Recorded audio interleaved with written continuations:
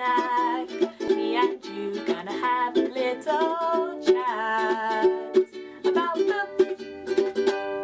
Hi guys! So I am here today to do a book review, and the book I'm going to be reviewing is Nothing to Envy: Ordinary Lives in North Korea by Barbara Demick, and I really think this is a book everyone should read. Genuinely everyone. I would say that this is a book that opened my eyes to so much. I have read another book about North Korea which is called In Order to Live, and it's by Yeonmi Park. You guys have seen my review for that, or I'll put a link to it in the cards and you can go watch that. I also was hugely affected by that book. This book was no different. I genuinely adored this read. It is a non-fiction. North Korea is kind of this country that almost feels like a dystopian in itself. It feels so odd that it is almost unreal. It feels so foreign, so different from what we know, that it is basically already a dystopian story in itself. Barbara Demick was actually a reporter who went out to North Korea multiple times, and she had visited there. She had been on press tours with various people, and she went into the country on a few occasions.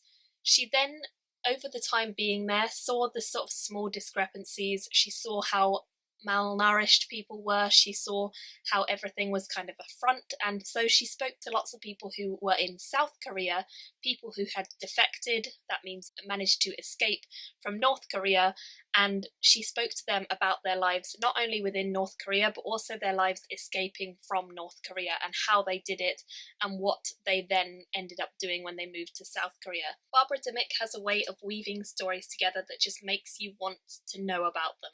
She writes in this way that each story isn't like a single chapter. You don't have a chapter that is one character and a chapter that's another. You have a few different characters that you focus on within each chapter and you jump around a bit.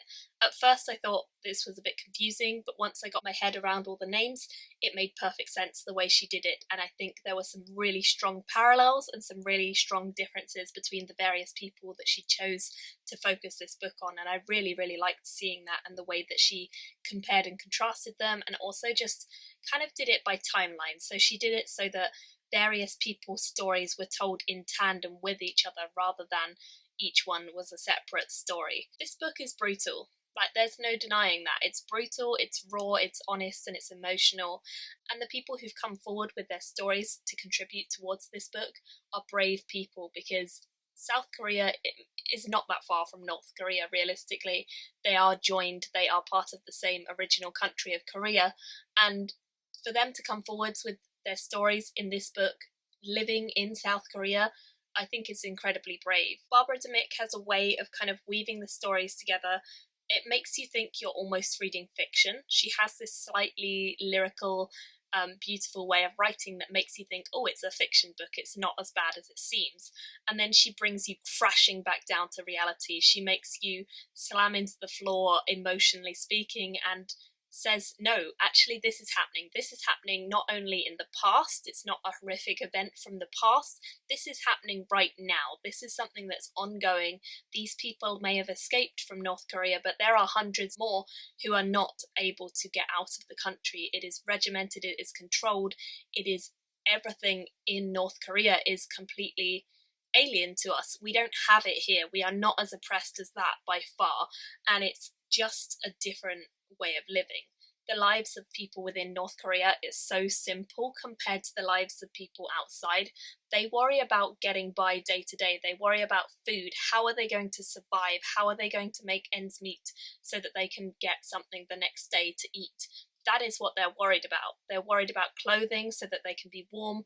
They're not worried about what's happening on TV or what's happening in other parts of the country. They are just worried about themselves and survival, and that is really the root of this whole book, is that it's in such a dire state in North Korea that survival is the only thing people can think of, and for them, a lot of the people in North Korea, survival means escape from North Korea, and that's particularly evident with the people we focus on during this.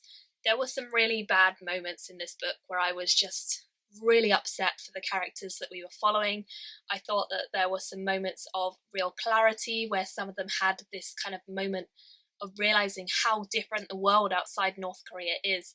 A lot of people within North Korea are hugely undereducated about the rest of the world. They believe that they have a really great society. They believe that they are not oppressed because they have essentially been told all their lives that they are not oppressed. They are actually one of the better countries in the world. They've been told that America and England and other places are just the demons. They are the devils. Everything that goes on in their country is horrendous. Of course, we know that there are problems with the rest of the world. Everyone has their different problems. But North Korea is a lie for a lot of people who live there, and they don't realise that until they get out the country. How are you supposed to help people who don't even know that they're living a lie? It's a really, really heartbreaking situation because there isn't a lot you can do as a normal person. But reading this book is at least eye-opening. It's at least going to give you an idea of what is going on so that you know, so that you are not oblivious to the horrors and the tragedies and the sadness that is in North Korea right now. I would recommend this to everyone. I said that when I started reviewing this. I really, really would recommend this to everyone. I think it's genuinely one of the most moving books I've read this year. I think it's probably one of the most eye-opening books I've ever read, and I think it's probably one of the best non-fiction books I've ever read. It just hit me hard multiple times, right where I was upset. You know, I had a few moments where I was in tears reading this book, just feeling so much emotion for the people who were within this. It's not enough to just sit and read a book, but it's a start point, and I think it's something that a lot more people should do. So definitely, if you haven't already read this book or another book about North Korea, such as In Order to Live, please do. Please read it. Please pick up a copy and educate yourself on it, because it's something I didn't know enough about, and I still don't feel like I know enough about, and there's a lot wrong with North Korea right now. And this book is a great one to start with if you've never read non-fiction. This opened my eyes and it was fantastic, and I will 100% be reading everything else that Barbara Demick brings out. I think she has one other book that I've just bought, so I'm hopeful that I will really like that too. This one was emotional and it was so eye-opening, so just pick this one up if you can. I gave it a 5 out of 5 stars. I would hugely recommend this to everyone, and I'd love to hear your thoughts either on North Korea or just on this book in particular. If you've read it, leave them down below, because it's a tragedy and it's a horrible one that is ongoing, and I don't know what to do about it, and I don't think many people do, but education is a massive part of solving a problem, and this helped to educate me more about the problem. So pick it up. Thank you all for watching, and I will see you in my next video. Bye! Thank you for watching my video today. Go pick up a book, then come back and chat with me.